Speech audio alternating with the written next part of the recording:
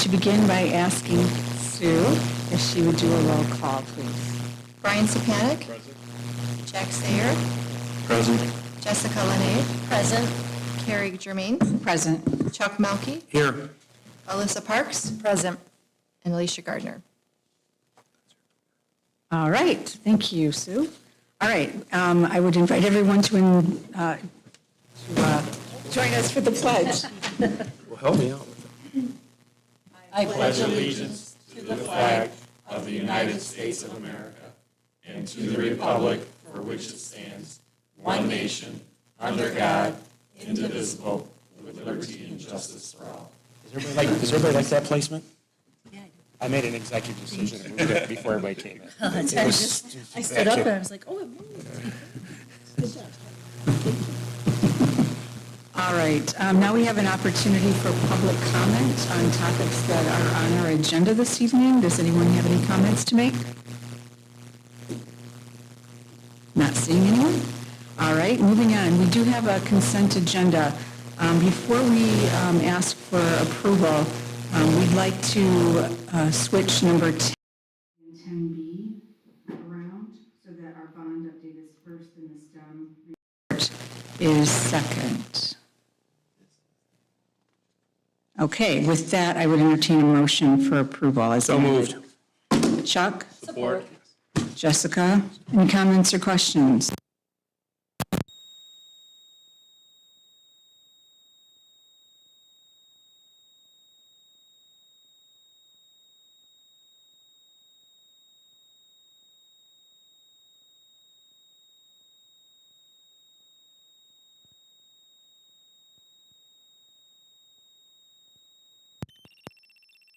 There's a lot right now. There is a lot going on, and it's an exciting time. We are heading into staffing season, and so as many of you have seen through emails today that have gone out and over the past week, you know, in our field, this is a very normal time of the year where we see people that are moving on, they're retiring, they're moving into different roles. And so we're excited about our virtual learning center and Gaines Elementary School to have Mrs. Morgan in that role and being able to be a principal in both of those places. I think she's quite excited about it, and she's already hit the ground running. And so that's fantastic.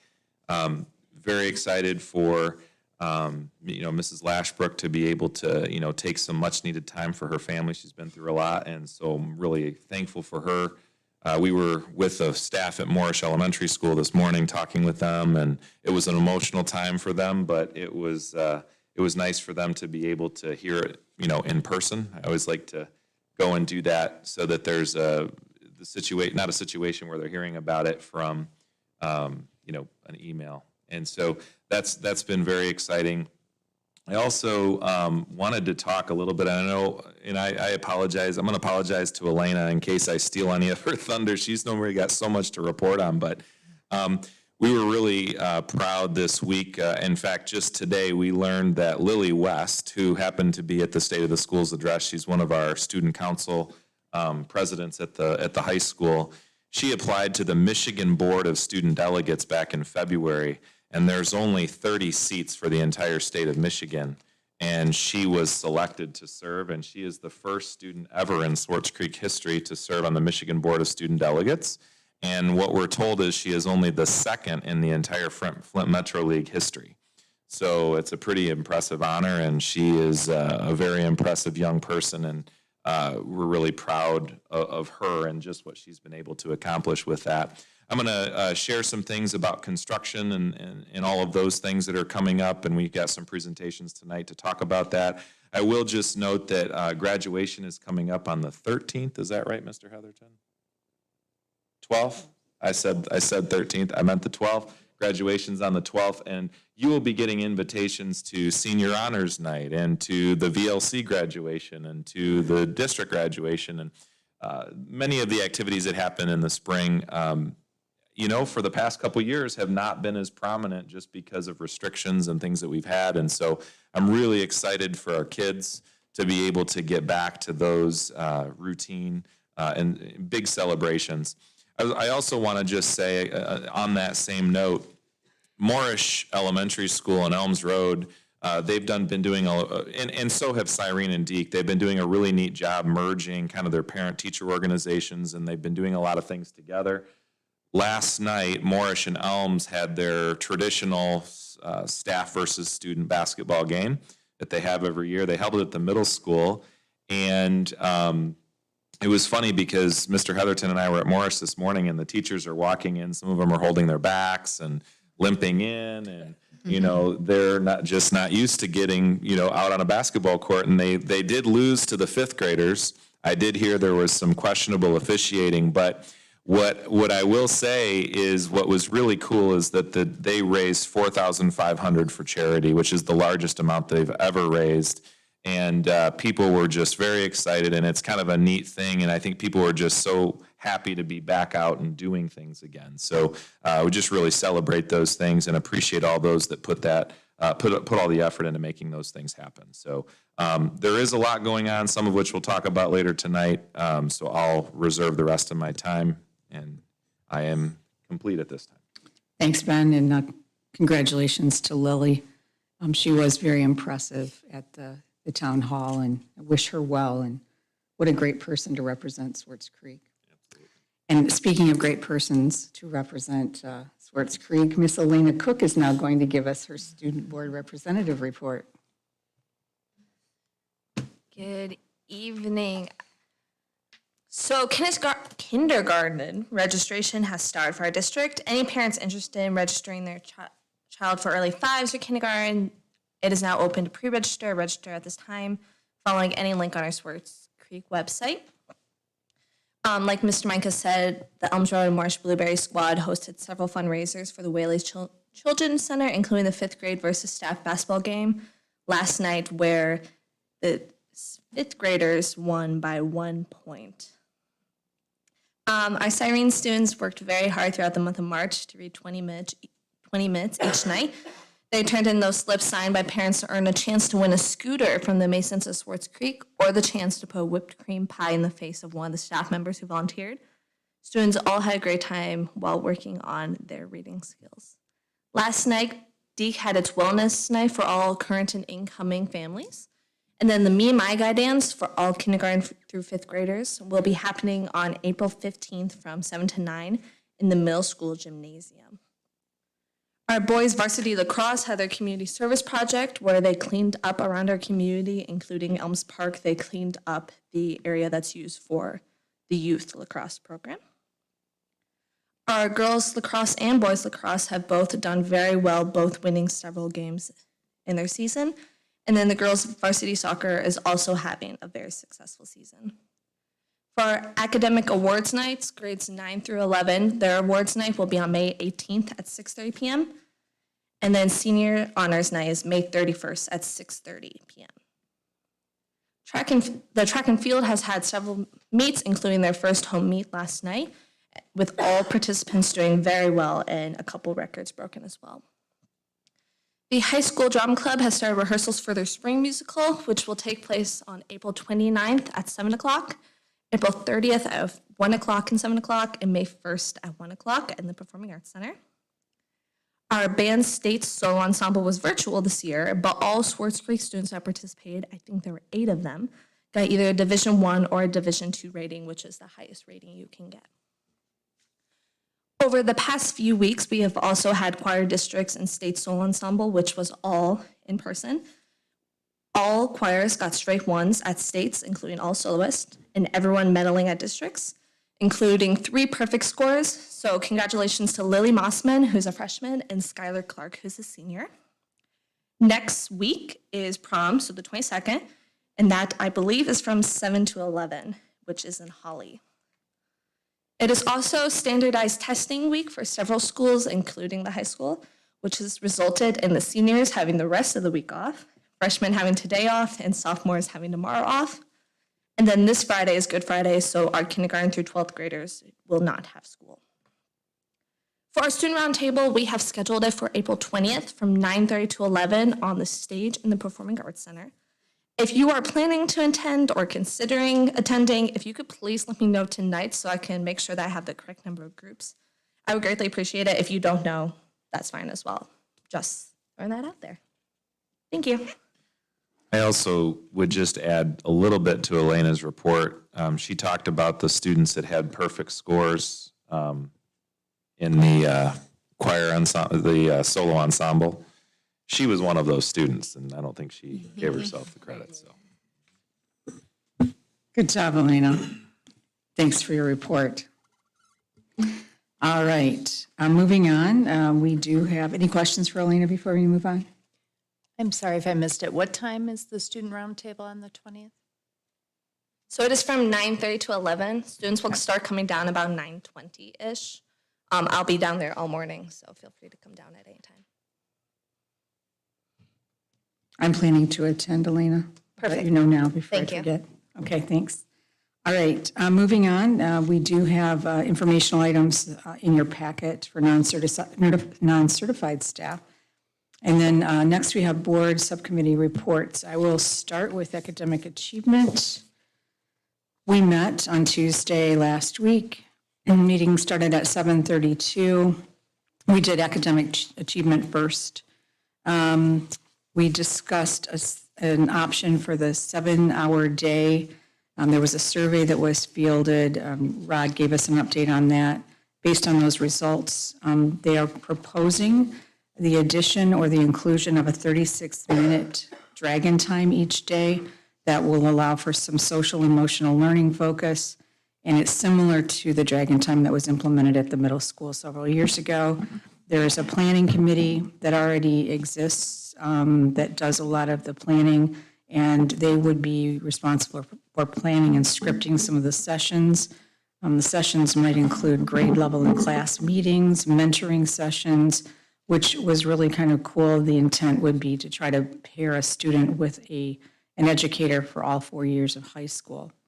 Time to do test retakes, some catch-up time, goal setting, an expansion of the positivity project, and then Edmentum, which would allow some students to do some development. Some of it would be required based on, maybe they were vaping and they need some education, or an opportunity just to grow in particular areas.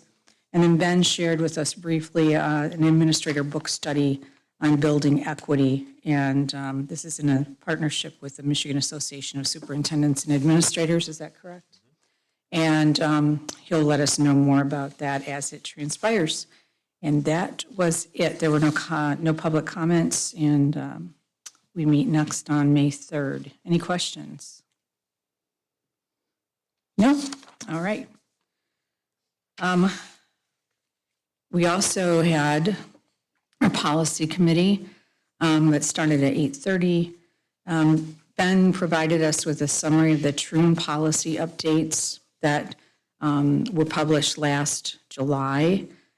Keep in mind, we just approved those Troon policies last year, so we'll be a little bit behind in terms of reviewing the updates, but we'll be fine. He gave us those, and we'll have to set a schedule for reviewing and updating those as they're available.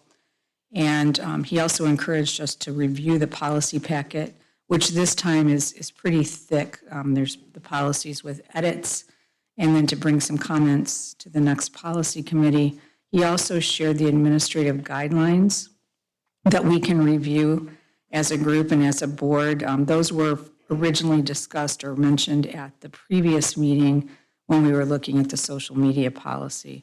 Basically, the administrative guidelines are to support and define some consistency in how the administrators execute the policies that are approved by the board. And let's see, we also talked briefly about a process to update those policies. So that will have to be determined. There was a suggestion that it would be, we review the policies, we discuss and comment on them, look at how we can look at some consensus related to policy language or the recommended changes that are brought forward. And then where there's a legal question or concern related to a policy change, Ben would take that to Troon and have them review it. We also have to be aware that there might be prioritized policies based on any kind of law changes that go into effect sooner rather than later. Let's see. Then we talked briefly about the upcoming policy meetings, and I know Jack, who is chair of the meeting, has not been able to join us. We did talk about Sue distributing a doodle poll, which she has done, and I think there were no public comments, and our next meeting currently is scheduled for May 3rd. Madam President, Yes. would this be the appropriate time? I know Mr. Sayer has, talked a little bit about his schedule. Hopefully you've seen the results from the poll that Sue put out there. I don't know if there's an opportunity to kind of look at schedules, see the results of that poll, maybe set those, since you're talking about policy, maybe setting those moving forward. I don't know, Mr. Sayer, if you have anything on that to talk through. Well, I actually haven't seen the results from the poll, and I don't have it. We can, you have that right now, right? So obviously as the basic results are that it looks like on Monday evenings, the options were Monday, Tuesday, Wednesday, Thursday evenings from 6 to 7. You have a variety of, different people open at different times. Tuesdays looks like your best fit. At least yes, I believe 3 people that can do Tuesday night. So I'll share this with you too.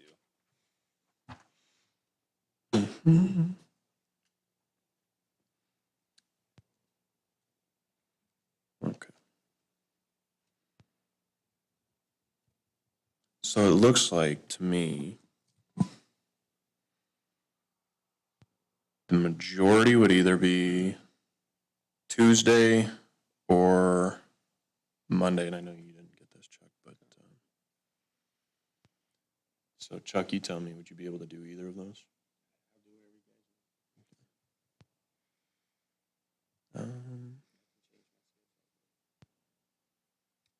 Then Jessica, what about you? I also don't have.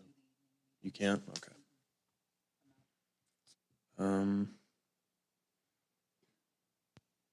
Would Tuesday be all right? I understand that does exclude a couple, but would Tuesday be okay?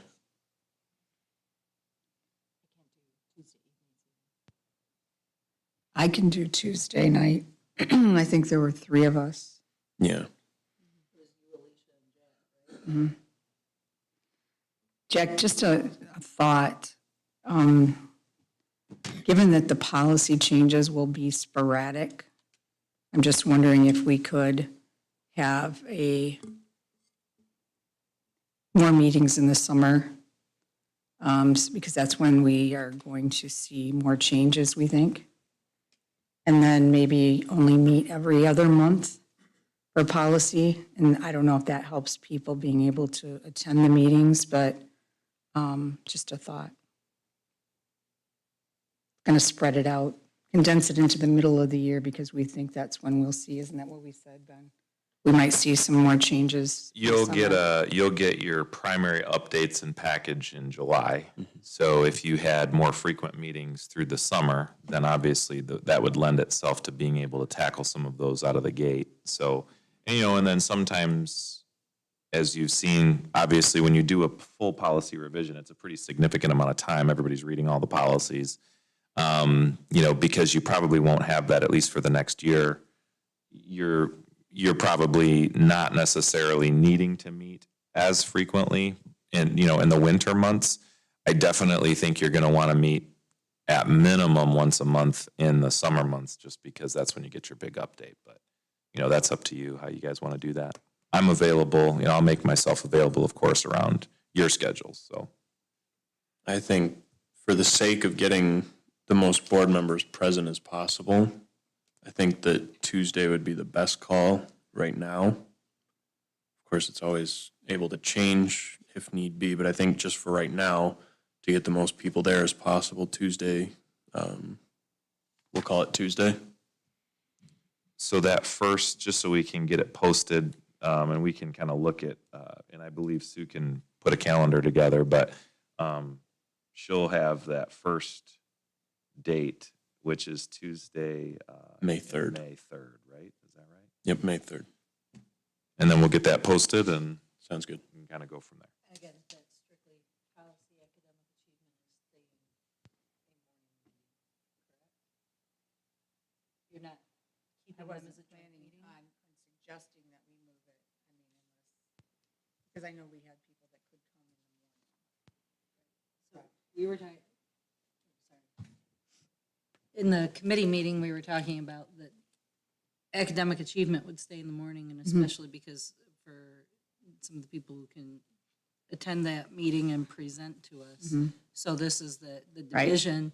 Just to clarify, because we talked about these being joint meetings, that just to clarify as well so the public knows, these are gonna now be two separate meetings. So we'll have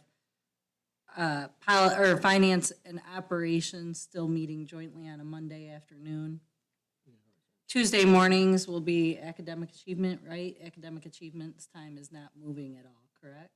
That wasn't our intention. What? Excuse me. Just And making sure. yeah, and right, and you bring up a good point because we quite often have a teacher or one of the data folks or an administrator come and talk to us. It would be much more convenient for them to be coming during the day when they're actually going to be there for work. So I mean, I want to consider that as well. So no, I wasn't suggesting that, Jessica, but thanks for bringing that up. Yep. Okay, thank you. So you're saying we'll post the first one, Don, and then go from there to determine a schedule? Yeah, I think I can work with Mr. Sayer and figure out, it sounds like we'll go with Tuesdays. And so we'll post the May 3rd. And then, once he looks at his schedule for the summer, whatever, we can get back with everybody on what we're going to do with the rest.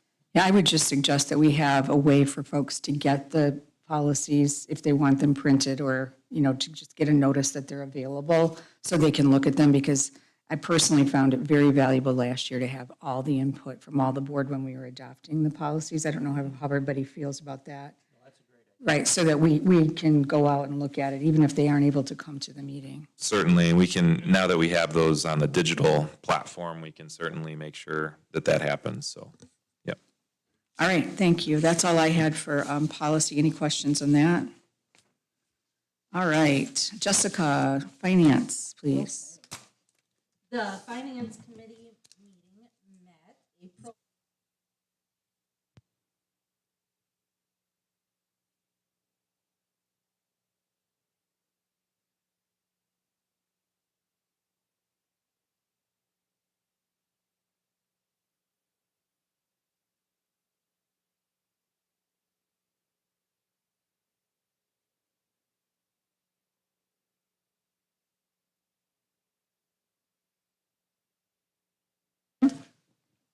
Has $1,218,845.58. Our food service fund has $733,067.25. Our student activity fund has $274,314.59. Our debt service is $2,940,615.20. Our bond capital project is at $12,895,948.56, and our total cash and investment is $23,351,622.97.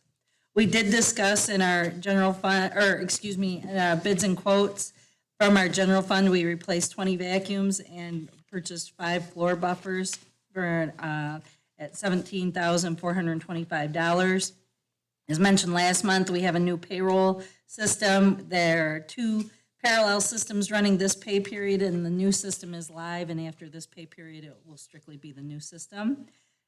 We discussed the 22-23 budgeting plan and reviewed some of the assumptions. There was no public comment. We did discuss, because of how early now our committee meeting is, the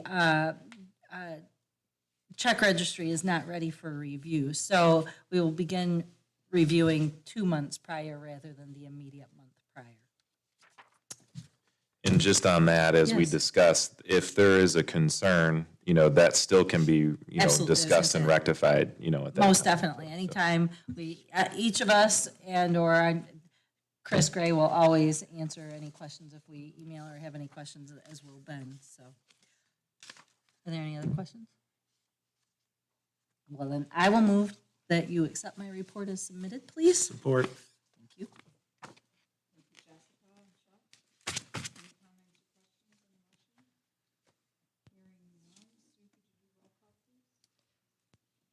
Alyssa Parks, Yes. Jessica LaNave, Yes. John Sayer, Yes. Brian Sapanic, Yes. Chuck Melkey, Yes. Carrie Germain. Yes. 6 yes. Motion passes. Thank you very much. Thanks, Jessica. All right, Chuck, Building and Site and Operations, please. Yes, meeting was held April 4th, 2022, started at 2:12 PM at the Swartz Creek Administration Building. In the conference office, present was myself, the chair, Chris Gray was there, Jessica was there, Rod Hetherington was there, Ben was there. RC couldn't make it due to an illness. First agenda item was security measures. The district has completed and installed the additional locks in all the district buildings, including Little Dragon. We're not going into too much detail on that, just for security purposes for the children. Second thing is fire extinguisher exit light inspections. The fire extinguisher exit lights and all the emergency equipment has been inspected by our maintenance employees and certified by an outside certified agency. So that was all taken care of.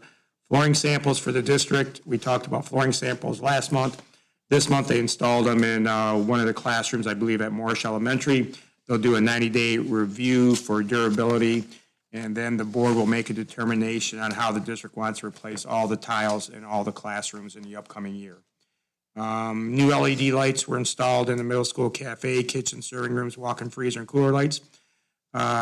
They were also replaced in the break rooms. This was mostly paid for out of the food service budget.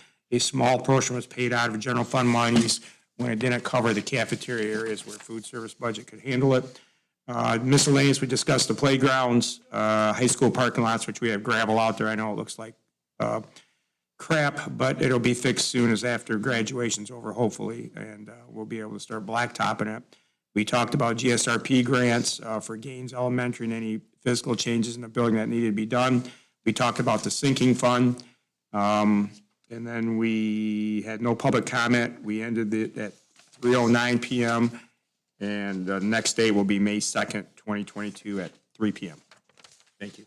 Thanks, Chuck. Any questions for Chuck? All right, thank you. All right, moving on, we have 2 discussion items, and as was amended in our consent agenda, we are going to begin with the bond update. Thank you. I am been very pleased and excited about our progress on the bond. I want to talk about a few things. So obviously, we are fortunate to have Jim Benton here from Wolgast, who's going to share kind of a construction update on our progress and, where we stand in terms of completion on our projects and what we have yet to do. I have just some financial updates too, and if you have questions on that, feel free to ask.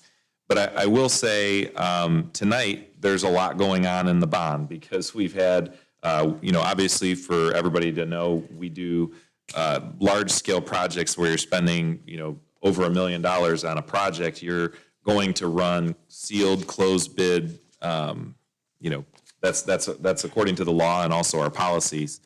And so today we have a pretty large project at Moorish Elementary School where we're looking at in our action items actually, redoing the parking there. We're actually looking at coming in off of Linden Road and having an opportunity to really improve the parking flow at that building tremendously.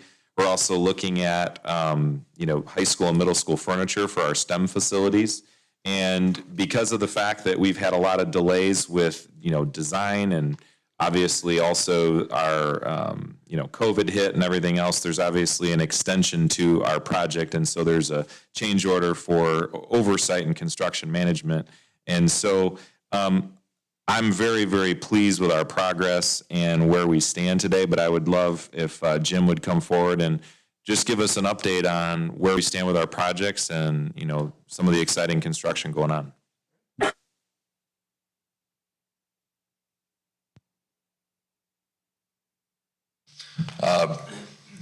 Everything's been bid out at this point that's currently on the agenda. Moorish Elementary site work is the last one that's going to potentially get awarded tonight, and that will conclude the bidding processes that we've had for all the projects so far.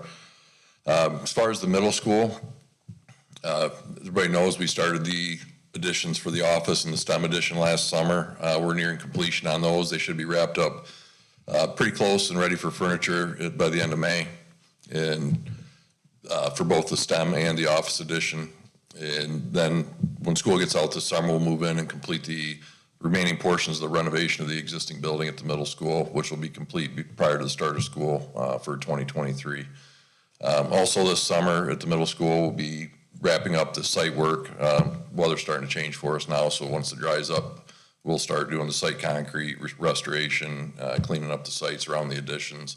And then also part of the summer is to redo the parking lot on the south side of the school, the little triangle parking lot. So that'll be under construction this summer as well.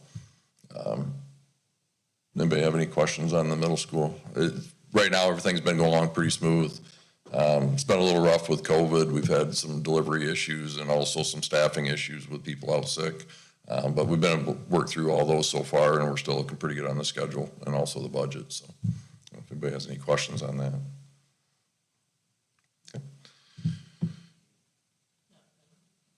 Okay. All right. The other project, obviously, is the high school. Pretty much the same status on that. We've got the 2 additions that we're trying to wrap up. Those are a little bit further behind than the middle school due to some early items with the duck bank for the STEM addition. So that one's tracking slightly behind the middle school additions, but they're pretty close. Both those will be wrapped up also roughly around the end of May, so we can start moving furniture in. And same with that, we'll proceed with the remaining portion of the renovation of the building. We did start the renovation portion of the project for the locker rooms. We started that last month to get that started on it. So there's significant demolition, removing a lot of structural items in there, including a elevated floor slab. So we got an early start on that because there's more work there than we can complete in a standard 50-day summer. So same with that, we'll be, once the weather's drying up, we'll proceed to clean up the sites, pour the site concrete, get the paving done for both the STEM addition parking lot and also the turnaround in front of the office addition. And I don't know if everybody's seen it, the front wall, there's a radius wall up front that kind of gives you a picture now what you can see what it's going to look like at the end. It forms the new steps and ramp for the new office addition that's completed. So basically we just need to do cleanup up there, get the paving done. Now this weather's breaking, so. One of the, some of the really unique things too have been just how well-received the contractors have been to working on our projects. We've had very good luck, and I think part of why we're on track budget-wise is the timing of when these actually got bid out. We've been the beneficiary of some good luck when I think it comes to some of those things. So for example, a lot of the price hikes that we've seen in the last 6 to 12 months were somewhat avoided by the fact that we were able to bid things out at a time when those weren't there. So Jim's done a really nice job of making sure he holds the contractors accountable. And I know it's a hard thing to do because somebody, has a price increase of 50% on a piece of material or glass, and yet the district is obligated to pay, what they bid. So it's a difficult thing sometimes to be able to have that dialogue. I know that one of the things we deal with a lot is the questions about the parking lot that's out here, and Mr. Melke mentioned it in his report. We've filled some of the sedan-sized holes with, gravel, for the short term. It is not ideal. I really wish that we could get that done faster than we did. I just want to reiterate again, if we had done that project first, while it would have been great for a short period of time, it would have been ripped up and we would have had to redo it because you can't drive heavy trucks and machinery on it. So this is unfortunately what we've had to live with through construction.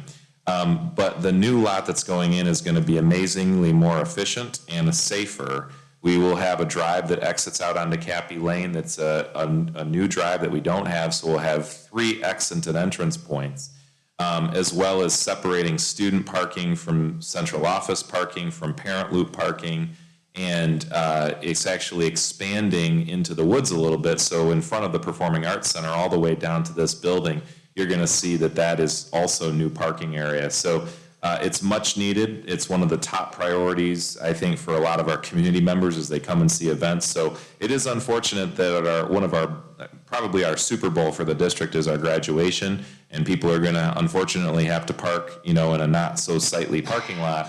But it is one of those things we're really working towards and trying to get accomplished. So I'm very pleased with that, and it really is amazing that we're at where we're at, despite being delayed by about 10, 11, 12 months here. When everything got shut down in March, we lost, for all intents and purposes, an entire summer, which is basically a year in school construction, because that's when the kids aren't in school and when you get most of your stuff done. But in spite of that, we were able to be successful, and even though it's taken us a little longer than we'd liked, we're going to be at that point. I know Mr. Melke had asked me just on the side earlier this week about where we stand, in terms of the money, which is a very good question. We're sitting right now with about under $13 million in our capital projects bond account. Now that money is spoken for through some of our bids. So, for example, the high school, which is still under construction, some of that, nearly 13 million. In fact, I would say most of that is already spoken for. But we are still sitting at around little over 4 million that has not been spoken for, which is part of what's in front of you tonight for consideration.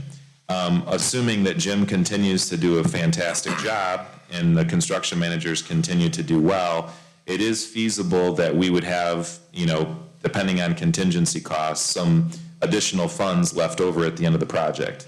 And if in fact that's the case, we have several projects that, we would probably recommend to the bond steering committee, which brings me to my final point in talking with several of the members on the board who serve on that committee, and understanding that the bond steering committee is an administrative committee, it's not a board committee. So to try and clarify, that means that you absolutely cannot have a quorum of the board in that meeting. But Mr. Ahern faithfully served on that committee in his time as a board member. And right now, Ms. Lenave and Mr. Sapanik serve in that capacity. I would say that if there's anyone else that's interested in serving, we do meet at 3 o'clock. And so I don't know if there's anyone on the board that would be interested in being on the bond steering committee. We still have another year of punch list and things like that have to get completed. So I'm not sure if there's an interest. We do have space for one more, and it's a fine group to be a part of. Chuck said he was willing to serve.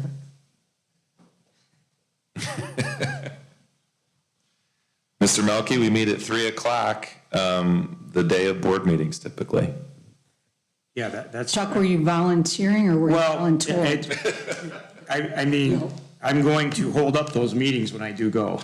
Brian and Jessica know this, so I don't know why they would like me on it, but I am on charge of building and operations, so it only makes sense that I'm on it. I'm kind of tight with the district's money, so I'm always voting no on money stuff.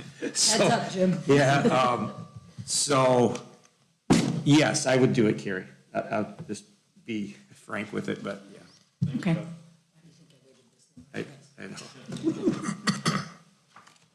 Because I do have some Thank you, more Jim. questions about your report, Ben. Sure, yeah, feel free. Ask questions of Jim. Whenever myself, Carrie's whatever. done. Yeah. Yep. All set, madam? Okay. So we have $4 million left. Some of it's going to be spoken for today. Yep, so right now, obviously, there's money in this particular agenda for Moorish. For our cost overages and for our Yeah. projects that we're going to do. Yep. And Jim said that we will, how much are we going to be left, do you think, with? Give me an estimate. So in the construction world, what I've learned is that it's entirely dependent on once they start opening things up. So once they dig into that Moorish Drive, As long as it's what we think it is, our budget's gonna be pretty spot on, and we've been really lucky so far.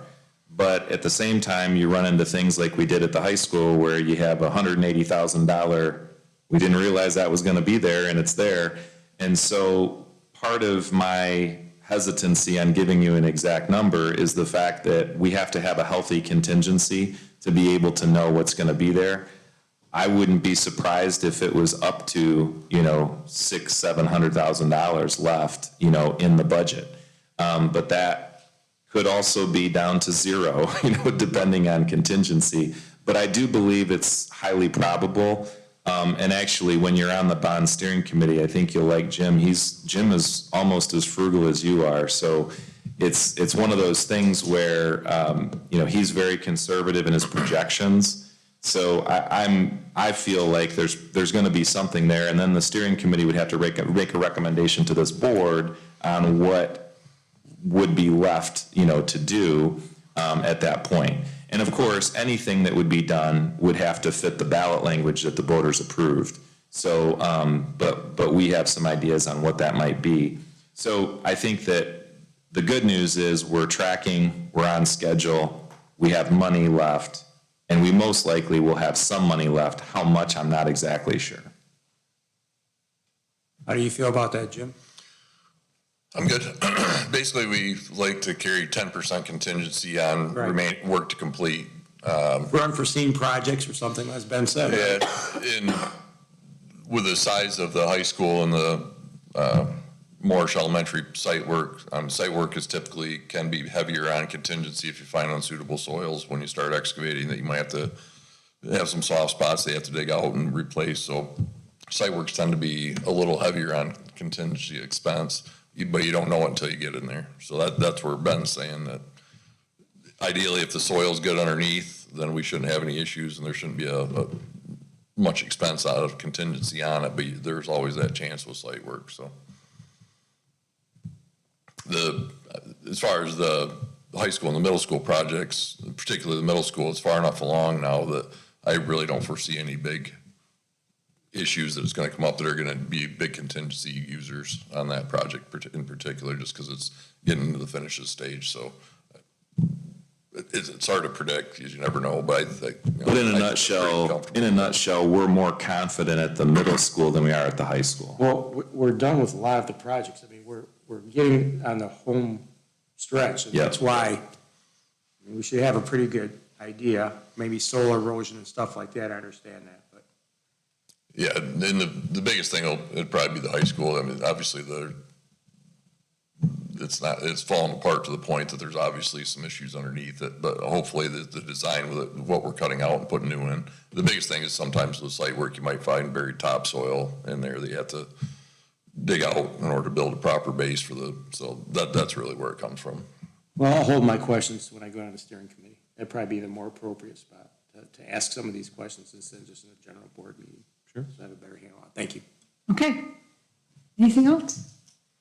I just had one thing. It's not necessarily for Jim, but I'm wondering for graduation, and I don't know cost-wise, it may not make sense, but might it make sense to put up like some kind of sign like, welcome to Swartz Creek, pardon our dust, something, going to be updated? Because I feel like even though we think that the word is out about this getting updated this summer, it's like one of the most common things I get asked, like, aren't they ever going to do anything about the high school parking lot? I think that's actually a fantastic idea. We could probably find, similar to at our buildings, we put up the 4x8, thank you to our community for, we could do something like that and then even put, completion fall of 22, for this parking lot kind of a thing, something like that.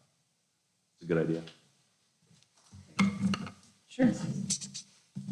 I just want to say, while you're up there and I have the chance, because I said it earlier in the committee meeting, I really appreciate all the effort and the work and the dedication that you've put into our district. You've done a phenomenal job personally, so thank you, Jim. And I would support that.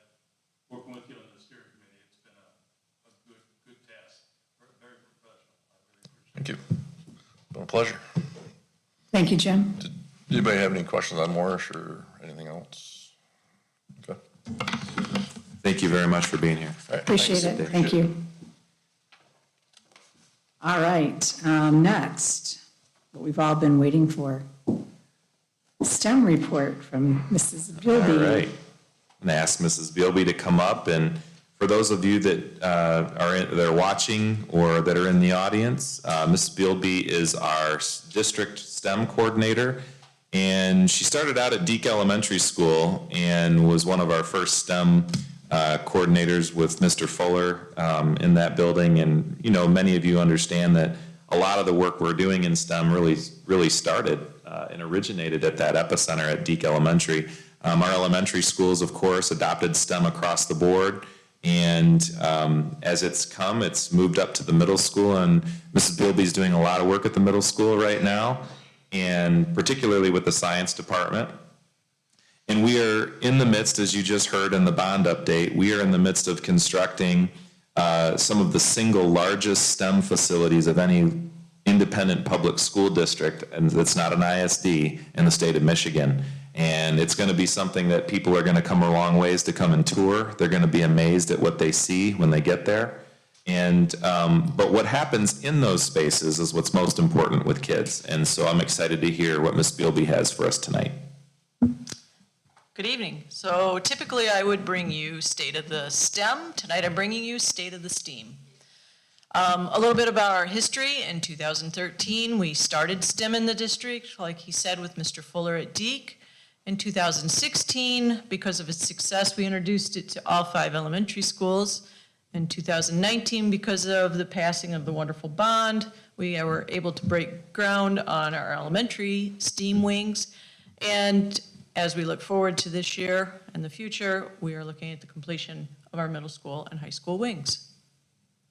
I'm going to talk a little bit about applied learning, project-based learning, and problem-based learning tonight. A lot of the slides you're going to see are going to revolve around the first 2, applied learning and project-based learning, but our goal is to move into a problem-based learning district. That's what's going to make our students successful for those real-world jobs. So you're going to see some smiling faces. You're going to see a lot of not smiling faces, and that's because these are candid shots. These kids are engaged in what they're doing. So a lot of what we work on are collaborative skills. Early on in the beginning of the year, we want to build some team working skills. So you'll see kids working with Kiva blocks. This is at Deke. They're making mazes. They're problem solving for angles.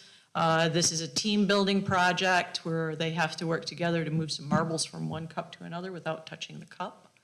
This is at the middle school. This was an early on project. They were building some zip line flyers and problem solving in the class. And you can see here the collaborative conversations were taking place. There's a lot of documentation that goes into these type of things. And every class was doing this. This was Mr. Kaplan's class, by the way. This is back at Deke. Students were studying mold, and they tried different things. They were trying to prevent mold development, and you can see they're graphing daily. This was a 3-week project for them that was going on in the hallway so that everyone could see. Back at the middle school, it looks like a spitball contest. However, is a project to introduce an energy unit that Mrs. Swales was teaching. And it went on to the use of golf balls, but I have to tell you that was a much more engaging unit than that. They are currently working on tectonic plates and landforms, and so they're doing a lot of research, and they're looking at a lot of different tectonic plates, slip joints, that thing. Mrs. Bright's class at the middle school has a study going on in life sciences, and they're growing some plants. We do a lot of robotics in this district. This is out to Gaines Elementary, Mrs. Letter's class. All of her classes, by the way, she's phenomenal. She's doing a lot of programming with the students, and they're using a variety of different robots. It's not just one specific kind. So they're drawing mazes here, and she's leading them through some programming steps for those. One of the ways she wanted to make it a little different for the kids is she cut out various patterns, and then they had to write the program to navigate the exterior of those patterns. So what they're using here, even though these are, I believe, fourth graders, they're using a robot that we typically use in our K2, and they actually were fighting over who got to use this particular robot. They quite enjoyed it. The Bolt are a much higher robot. Those are something we would typically use with our middle school kids. They do a lot of interesting things with those. And this is over at Deke. We're using the Edison Robots. These can be incorporated with Legos.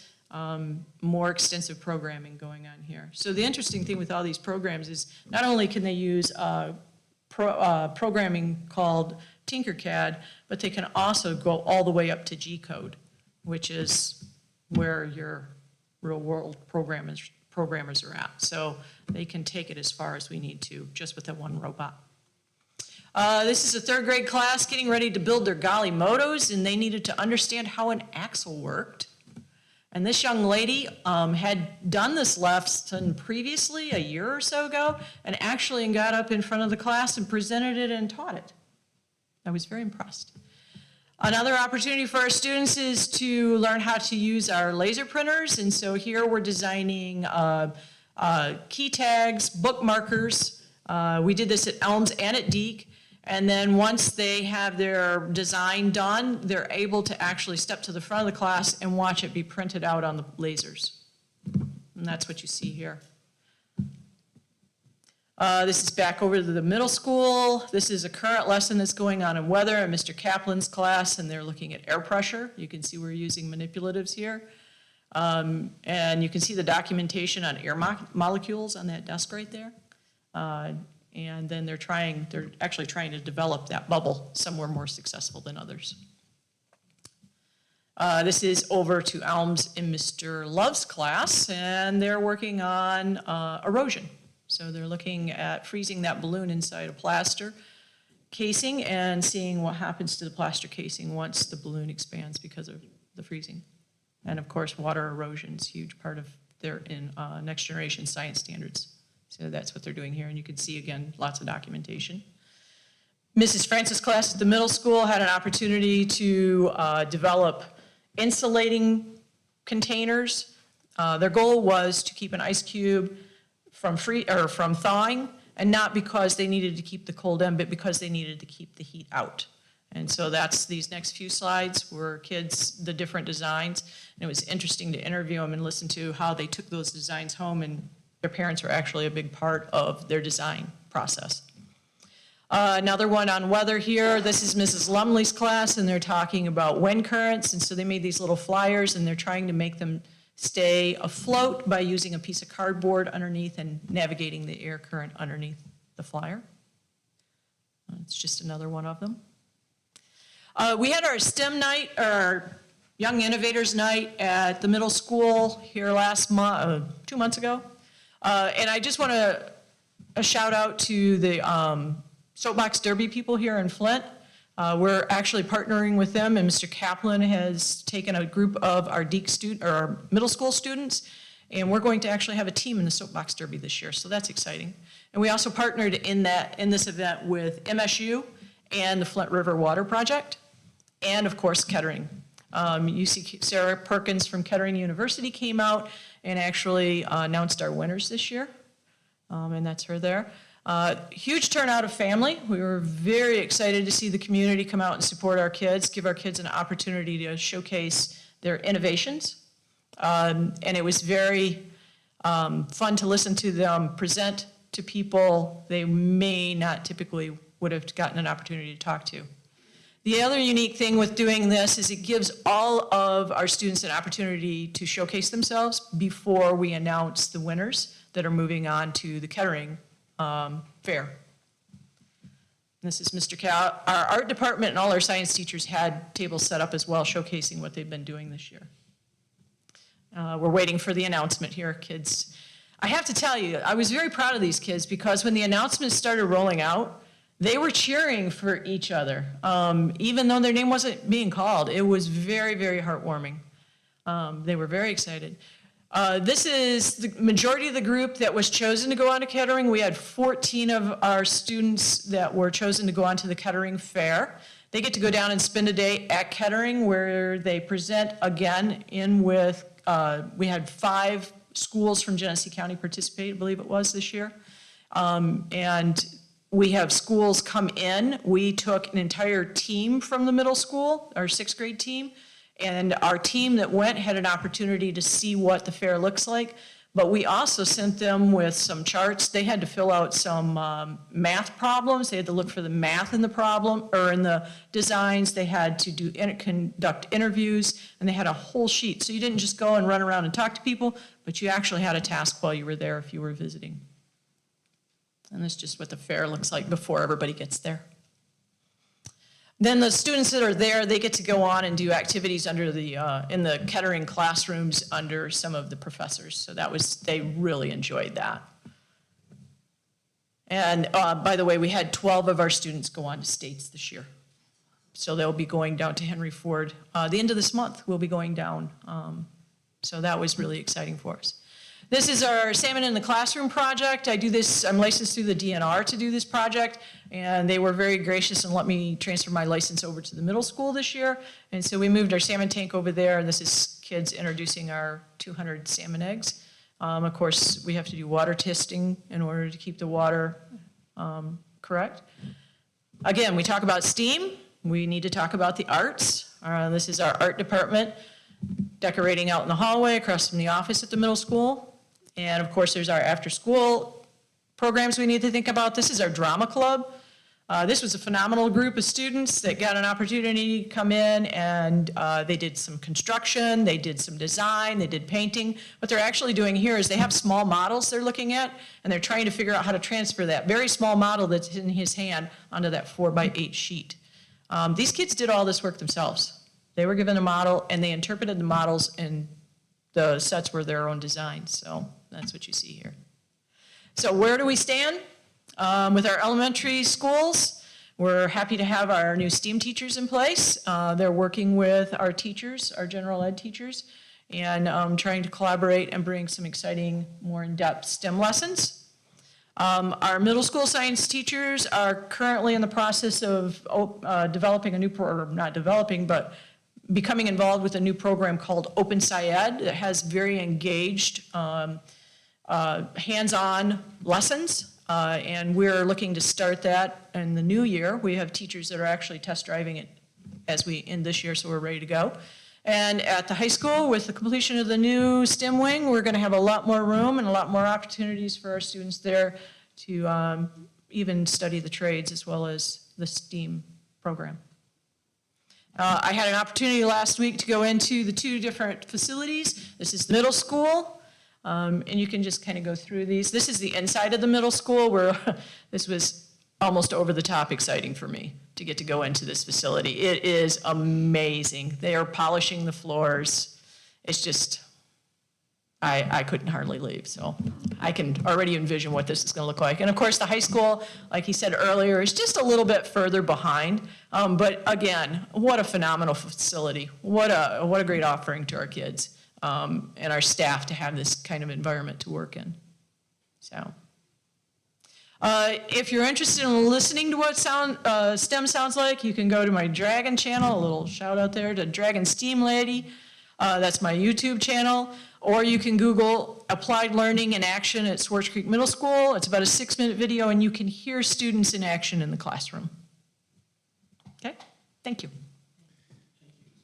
I know that you'll probably have some questions from some of the board. Just, I think I'd be remiss if I didn't give Mr. Heatherton a little bit of an opportunity to kind of connect what you just heard with what we're planning to do, and we did do in summer learning last year. So I don't know, Mr. Heatherton, if you want to speak to kind of your vision for summer school and what we accomplished last year and how this kind of relates to what Ms. Bealby is talking about. Well, my vision was, please, Michelle, help me take this over and move it into STEM, and she said yes.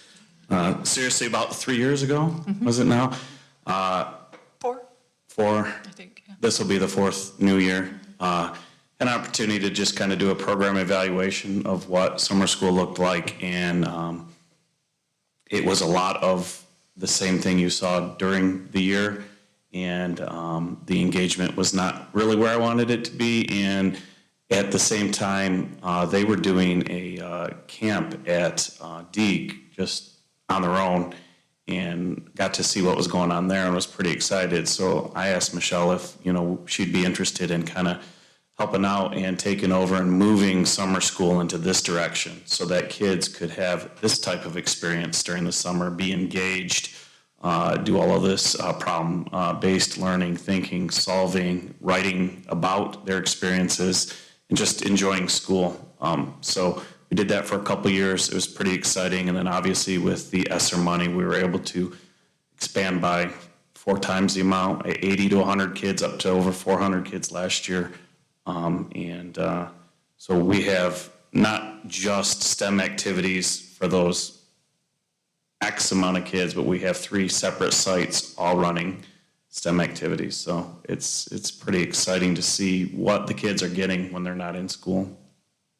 We actually had our first team meeting for this coming summer today with the site managers and the coordinator. And I will tell you, they're in for another fun time. All new stuff, so. Any questions for Michelle? Just a comment. Thanks for being so amazing. Oh, Like, thank you. Seeing all of this and incorporating not just STEM, but really also putting a focus on the arts. Thank you for that. Well, I have to say, it's not necessarily me, it's the staff in this district and how they embrace this idea of learning. That's what makes it really happen. I could talk till I'm blue in the face, but their actions are what make the difference, so. Thanks, Brian. Yeah. Well, thank you. Thank you. I appreciate that. Thanks for your humble leadership. I know you were there when this started, when it was just a couple tanks in a room and some Legos and robotics. Very true. And look how far you've come. So thanks for your leadership. And that innovator program is so cool. My husband and I had the opportunity to go to that evening, and we were very impressed by the ideas and the innovations. And it was just a lot of fun, actually, to talk to the students. And like you said, even though they may not have been named to go forward, they were all cheering for each other and hugging each other. So Yeah, what a great culture. 100%. Thank you very much. Thank you, Michelle. Thank you. Thank you. All right, moving on. We have several board action items, beginning with our school of choice option. This is an annual resolution that the board makes yearly. This is essentially an election for school of choice, and so we have historically been unlimited school of choice. That doesn't mean that anyone that applies gets in, of course, as we've spoken in the past. Section 105 is school of choice for students within Genesee County.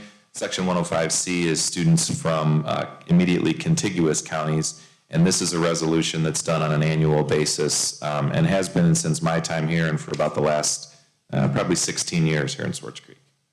All right, with that, I would entertain a motion for approval. So moved. Jessica, Brian, any comments or questions? Be it resolved that the Swartz Creek Community Schools Board of Education approves the resolution of Section 105 and 105C, Schools of Choice option as presented. Sue, could you do roll call, please? Alyssa Parks, Yes. Jessica LaNave, Yes. Chuck Melkey, Yes. Carrie Germain, Yes. John Sayer, No. Brian Sapanic. Yes. 5 yes, 1 no. All right, motion passes. Thank you. Madam President, can I have one question, please? Sure. On that, I probably should dare any discussion, but Ben or whoever, our current superintendent or assistant superintendent, they always have the right to turn down individuals from other districts, just so the general public knows that, so we don't have any. That is correct, and I particularly. think some people don't understand that, it's just like we have to accept everyone, but we can, not to flood our school, have some control over who we're letting in and who we don't. I think that needs to be known to the public, because some people on school choices think we let everybody in. No, yeah, and so there are certainly stipulations as it relates to students that have discipline in their student file. That's the main one. But in addition to that, and something that might be worth a broader discussion in the future, if that's something that you'd like to entertain, there's another, I should say, a third pass. So you really have no school of choice. Right. You can do unlimited with, some selection, which is what we have. And then the third option would be to run what's called limited school of choice, which is actually where you would say, we're going to accept school of choice, but only in these schools or only in these grade levels or only in these, you can kind of select that. And then from there, there's quite a robust process. There's a lottery that has to be, conducted and things like that. But there are examples of that, and I could do a presentation about that, maybe in the winter next year if you're interested in looking at that as well. Thanks, Chuck. Yeah, thank you. Yeah, I would like to look into that. I just want everybody to understand that, because I'm kind of against this rule of thumb, letting a lot of people in when we're paying the tax dollar. I know some of it comes from the state, but we still like our current millage we're paying for these buildings. People get to utilize them, and they're not from the district, and it costs our taxpayers money. So I just think people need to know a little bit more about it. Maybe we should have some more options next time. Sure. Thank you. Sounds good. All right, next we have the approval of Moorish Elementary Parking Lot Improvements Project. This is a project we briefly spoke about earlier. This project is going to create an entrance off of Linden Road in partnership with the church that's our neighbor there at Linden and Maple. This particular project will create a bus loop specifically to remove the buses from the current lot. It will also replace everything in the current lot and reconstruct it. And it will also create a staff parking area so that we'll be able to remove at least 50% of the current traffic to a different site. All right, I would entertain a motion for approval. So moved. Support. Alyssa, Brian, any comments or questions? Be it resolved that the Swartz Creek Community School Board of Education approves the Moorish Elementary parking lot improvement to True North Asphalt for a concrete bid of $100,973. Nectarline Electric for an electrical bid of $145,750. LA Construction with a site work bid of $565,499. Chippewa Asphalt Paving for paving and surfacing bid of $263,190. Total contracts for Moorish Elementary parking lot improvements are $1,075,412 as presented. Sue, could you do roll call, please? Chuck Melkey, Yes. Carrie Germain, Yes. Brian Sapanic, Yes. John Sayer, Yes. Jessica Lenave, Yes. Alyssa Parks. Yes. 6 yes. All right, motion passes. Thank you. All right, next we have the approval of change order for added construction staffing costs. Obviously, as we talked about earlier, through the pandemic and some of the design delays and all of the things that we faced this past year, our contract with Woolgas to provide construction management, they, obviously extended to a certain period.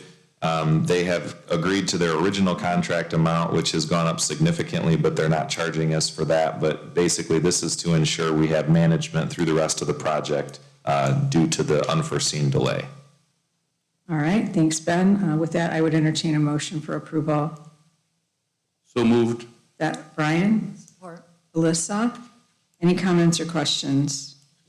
I have some, Madam President. Sure. Woolgas's original contract was 2.6 million roughly, Yes. and they want an additional 10% for what reason? So essentially what happened was with design delays, with all of the stuff that happened with the shutdown and things getting pushed back, their staff is essentially, they're going to be running out here soon in terms of their retainer for our original contract. So there's been an additional year, maybe 10 months that have been added to the project. And so obviously we need them to continue on. And so those are unforeseen from the original schedule. If they were off during COVID, though, did we pay staffing when that was going on? I don't know why we didn't save some of the money. I mean, help me understand it, because I'm kind of, if they signed the contract to manage the project for 2.6 million, they want another 300 grand, which is about 11 or 12%. Help me understand. Yeah, I can't, I signed a contract with you to oversee the project for 2.6 million. COVID hit, I understand that. But he's saying he's delayed, so what were they doing? Were they sitting out here managing people and there was nobody out here working? I don't get it. Yeah, no, it's it's a good question. I think it's a similar, if I could make the analogy of, you would say, I'm gonna go mow your lawn for the month of September, and we're gonna agree on a price. And, you've set aside your jobs and done all those things, and then I say, well, I need you to do it in September, but I can only have you do it a couple weeks, and then I'm gonna have you do it again the next month and the month after that. And you didn't agree to that, and that's part of, in the original process that we went through, there's a timeline. And so these are part of those unforeseen things that when you have, the delays that happen as a result of doing construction through the global pandemic, that things got pushed back. So it's understandable that you wouldn't ask them to extend another year of supervision when they agreed to do 2.5 years of supervision. So they're saying that their contract's up at a certain date. That was the part of the original term, so. I'm assuming there wasn't a provision in there related to a pandemic type of delay. No, there was not. So that's. I will say that this is quite consistent with what school districts are seeing, because they lost almost an entire year, because even though the extreme shutdown in this state was only for about a 3-month period, or, month and a half, 2-month period, it happened at a time when we were in the middle of a summer and school's construction season. We lost that summer. We lost that summer. So that's part of the challenge that we face. And so this is fairly consistent. And I will say, as we look at the numbers and what they're doing in terms of charging on their new contracts, they're not charging us an upcharge to their new labor rates. And it's no fee. They get no additional fee. It's only straight labor cost at the rate that we agreed to in the original contract 4 years ago. Okay, I'm not on the steering committee, but I'll defer to Brian or Jessica. What do you guys think? I mean, you guys are at the steering committee, the rest of the board isn't, so. I think we need the supervision, their supervision. And there were delay costs. We had that big deal that went on at the high school with that underground utility that took extra time and money to clean all that up. I think that might have delayed, was it 3 months, 4 months? Then, of course, you had the COVID pandemic, which kind of hurt everybody, all the laborers and the process of everything. And another big thing we had was a delivery cost of a lot of the inventory. I mean, some inventory, it would take 3 months, 6 months, 12 months to get supplies to the laborers, to the workers. So all of these things, and most of them were caused by the pandemic, other than what was underground up at the high school. We had no idea that was there. And it was a costly repair, costly fix. Does the contract state that they have a kill date on it, that at this date we're done working for Swartz Creek? Or does it say to the projects? I don't have the contract in front of me. Yeah, the contract stipulates an agreed upon construction calendar at the beginning.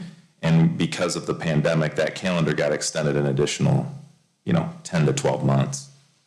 Well, can the state reimburse us for that? Seems how they're the ones that called it. I mean, I don't know why the taxpayers here should pay for it. That's a great question. I would love to ask that question to some people. I know that this is a fairly standard and common thing happening because of school construction, and almost every district in bond was losing, quite a bit of time when that year got shut down, or that summer. Do you have any comments, Jessica? Yeah, and I'm not certain. I'm mad. You guys are on the steering committee. I hate to put you two on the spot. I don't have the contract in front of me. That when Jim was leaving, during the steering committee, I asked whether they could give some consideration to reduce that rate. It's what we have been paying and agreed to with our contract, our construction managers. So it's a fair rate to ask for, and it covers at least 6 employees. It covers at least 3, maybe 4 from Mole Gas, and at least 2 from E&L. So it's not covering the expenses of quite a few people who actually are running our jobs very well. We pay, And so I'm just telling you, because I know, I feel conflicted about it as well. On one hand, we have a contract and it seems like we could be jerks in a way. It seems kind of jerky, but also at the same time, I get trying to be fiscally responsible, and it is a little bit of a jerk move to say, well, that's all the contract says, too bad. And yet also at the same time, and that's why I asked, is it a fair amount? You know, or is there extra in there and it's what we have been paying and it is the agreed upon amount? They're not trying to inflate anything necessarily. So on one hand, I think it's fair. On the other, You're as I said, conflicted. I would like I for can them to see, give some consideration. I can see material costs, but if it's for supervision and they weren't here, if we had a shutdown, then. But they were. So But it's they not were- that they weren't working because, see, in construction, like we talked about that, my husband's in construction. Construction was really only shut down for 5 weeks. And it's not like that they not do anything. The issue was construction workers went back after 5 weeks, but given the time period of when this work could be done and when materials were available. We might have lost our window. Then that's how we lost our window of getting the work done, creating more of a. So the $600,000 to $700,000 that we may have left over, now we may be down to $300,000 or $400,000 with this $300,000. Was that included? No, this is included in that. Yeah, because usually when you do a building project, I mean, my experience at the county and state and townships is you usually have 2 to 5%, not 1%. And that's what we're looking at. At $600,000-700,000 is 1%, if that, which is pretty cutting it pretty tight. It's a conservative estimate. I mean, we Might be want to more get all the yet, projects done, Okay, so, no, they answered the questions. I appreciate it. Thank you, guys. we allocate ESSER funds to this to pay for it? Or is that out of the question completely? So that it's not coming out of our bank account? Yeah, well, it's not coming out of our banking, it is coming out of our bank account, it's coming out of the bond, but I don't know how it would be an allowable use. We would have to go back in and amend the application with the state. So, I mean, I could look into it, but I'm not sure we would have to come up with some pretty creative way, to say that would be a part of it. It's a bond expenditure, you're right. Chuck, I think you'll be happy to know your partner there sitting next to you. She actually asked for a discounted rate, and I was very impressed. I mean, I thought, wow. That must be rubbing off on her. Yeah. No, She wanted a my reduction dad, in cost Roger's and a daughter. discounted rate, and Jim said he would take it to his bosses to see if they can rehash the cost. Just either I was very impressed by her to do that. All right, I just asked I'd be called on last for the vote. Okay, we've had discussion on it, we move on. Okay, all right. I gotta think about it. All right. Be it resolved that the Swartz Creek Board of Education approves the change order for the added construction management staffing costs due to the project being extended for an additional year in the amount of $300,000 for Wool Gas Corporation. Sue, could you do roll call, please? Jessica Lenave, Yes. John Sayer, Yes. Alyssa Parks, Yes. Chuck Melkey, I'll pass, so it's over. I'm sorry, Yeah, I can do pass. Brian Sapanik, Yes. Carrie Germain, Yes. 5 yes. Chuck, did you want to vote or no? I'm not forcing you, I just want to make sure I understood how were you. I'm just having, yes, if my fellow board members believe that's the right thing, I'm trying to reconcile it in my brain for the taxpayers, the district, and, yeah, so yes. Okay, thank you. I'll take my pass and go yes. At least it was not an abstention, so I just, thank you. I see, while it's concerning, I see it as one of those contingencies that came up because of the pandemic, unfortunately, so. I know, but we didn't cause it. I don't like somebody costing us district money, that's all. That's my issue with it. All right, so we have Thank you. six yeses, Sue. All right, thank you, everybody. Motion passes. All right, next we have the high school and middle school furniture STEM facilities. This is a purchase that will be made on contract with Interior Environments and KI. This is for all of our STEM facility furniture that you heard Mrs. Bilby talking a little bit about. This is going to be STEM tables, stools, chairs, some of the machines. We will have more purchases to be made, but this is to get them outfitted and set up at the high school and middle school wings, and they are going to be spectacular. So that is there for you as presented. So moved. Support. Was that, For our children, that's good. was that Chuck Yes, ma'am. and Brian? Yes. All right, any comments or questions? Be it resolved that the Swartz Creek Community Schools Board of Education approves the Swartz Creek High School STEM Lab and Middle School STEM Lab and Common Area Furniture Purchase quoted by Interior Environment and KI for $360,364.52 as presented. Sue, could you do roll call, please? Jessica Lenave, Yes. Jack Sayer, Yes. Chuck Melkey, Yes. Alyssa Parks, Yes. Carrie Germain, Yes. Brian Sapanic. Yes. 6 yes. Thank you. Motion passes. All right, we have the approval of the ASME Local 3524 Collective Bargaining Agreement.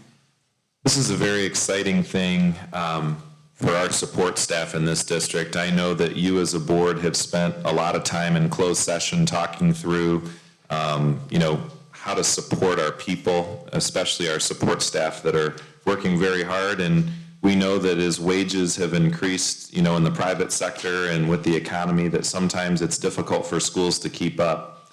I'd like to just say that I'm very, very pleased to announce that the ASME Local 3524 group that we have for our cooks and our bus drivers, our secretaries, our maintenance workers, our leads, they have been very dedicated and they've worked for wages that we all wish we could have had better. I'm very pleased because I think that as they've passed this agreement and it's here for your consideration tonight, those that at the table worked in bargaining through this with their team, it was a very respectful and professional and collaborative conversation at the table. And I appreciate the central office team and this board for being patient as well as, providing guidance and input into the process. And I'm very excited about this agreement as it's a 4-year agreement and will solidify solid wages for our support staff for the next 4 years and provide stability that they so desperately need and provide for them. So it's been an honor to work with everybody on this project, and it is here for your consideration this evening. Thank you, Ben. With that, I would entertain a motion for approval. So moved. Support. Chuck and Brian, any comments or questions? Be it resolved that the Swartz Creek Community Schools Board of Education approves the ASME Local 3524 Collective Bargaining Agreement as presented. Sue, could you do roll call, please? Jack Sayer, Yes. Chuck Melkey, Yes. Alyssa Parks, Yes. Carrie Germain, Yes. Jessica Lenave, Yes. Brian Sapanic. Yes. 6 yes. Thank you. Motion passes. And I want to thank Ben, you and your team for your collaboration, creativity. I also want to thank the ASME group for coming together and establishing a longer-term financial stability for the folks that are in that group. But thanks for your leadership on that. Absolutely, it's a pleasure. All right, finally, we have the approval of PAT employment. All right, I'm going to give a little update here, and then I'm going to ask Mr. Gatlin Mr. Nate Gatlin, I should say, to come up to the podium real quick, and we're going to say a few things about him. So We have two in the audience. we do, that's right. So Mrs. Corbett this year had unfortunately to retire for, a little more prematurely probably than she initially expected. And we made a decision early on in the process to, in the short term, appoint Mrs. Titsworth as the interim principal at Swartz Creek Middle School. And we've had somebody who has been a great employee. He has served as a teacher at the middle school for a long time. He's also run our summer program this year that was very successful. Mr. Gatlin served as our interim assistant principal for this entire school year. And just so that everybody in the public understands, as the superintendent, the board authorizes me to appoint and to reassign administrators within their group that are already administrators. Mr. Gatlin is currently still in a little bit of a gray area. He's in the teachers group. He is administrative certified, and I think has been somebody who we've had our eye on for quite a long time, and it's really just been a great fit. When I talk to the staff at the middle school, they overwhelmingly provide tremendous amounts of support for Mr. Gatlin. And when I informed the staff this afternoon that we were going to be presenting Mr. Gatlin to this board tonight for consideration, there was a standing ovation. And so it was a very cool moment for him because he was with his peers and colleagues. And I'm very confident in his ability to connect with children as well as lead the staff at the middle school. And so I'm presenting Mr. Gatlin for your consideration to bring on as a new assistant principal at Swartz Creek Middle School. And I want to give Mr. Gatlin an opportunity to share any comments that he'd like to make. This has been a unique chance for me this year to step into this role kind of on the fly. I keep using the analogy of jumping on a treadmill that's going at 12. You know, it's already going pretty fast, and you just jump on and stay with it. It's also kind of phase 2 of me being able to grow up in this district, once K through 12 and then now in my career. And this is the next step in that, and I'm proud of that, and I'm also thankful for the chance to be able to do that and work and help kids be successful at the middle school. Any questions for Nate? All right, with that, I would entertain a motion for approval. So moved. Brian? Support. Alyssa? Any comments or questions? This is a pleasure. Be it resolved that the Swartz Creek Community Schools Board of Education approves the pat employment of Nate Gatlin, Assistant Principal at Swartz Creek Middle School, as presented. Would you do roll call, please, Sue? Brian Sapanic, Yes. Alyssa Parks, Yes. Jessica Lenave, Yes. Jack Sayer, Yes. Chuck Melkey, Yes, no, I'm kidding. Yes, yes. Gary Germain, Yes. 6. I did that to mess with his dad, that's all. Thank you. Motion passes. Congratulations. Congratulations. You'll do a great job.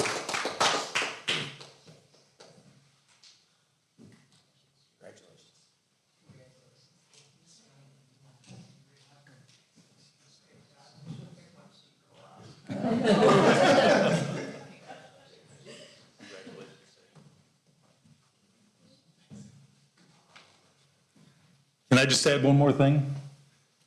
Respectfully, his father, Dallas, is sitting back here, and Dallas served on the board for many, many years with me as a partner on the school board. And I just wanted to thank him for all of his service, and now his son is, he's working in service of school, but I really appreciate both of you being here tonight, and congratulations, Nate. And thank you for everything you've done over the years, but especially over the last several years. You're obviously making a difference in the culture at the middle school, helping to sustain that and making it a pleasant place to probably be an educator and a student. And it just makes me very proud to see you do this. So I'm sure you're proud too, Dad. All right, thank you. All right. Moving on, we have the opportunity for public comments. If anybody would like to address the board, please stand at the podium and give us your name, please. No one? All right. Comments and questions from the board? Go ahead.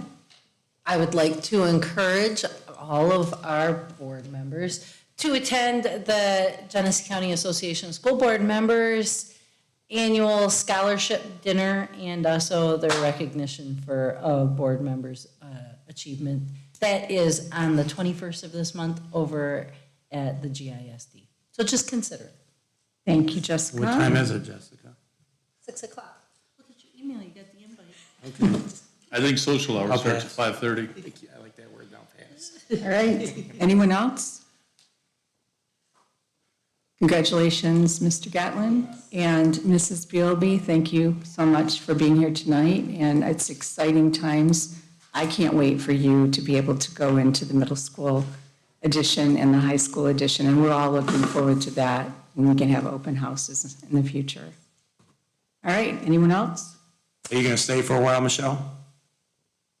Are you going to stay here for a long term to the school?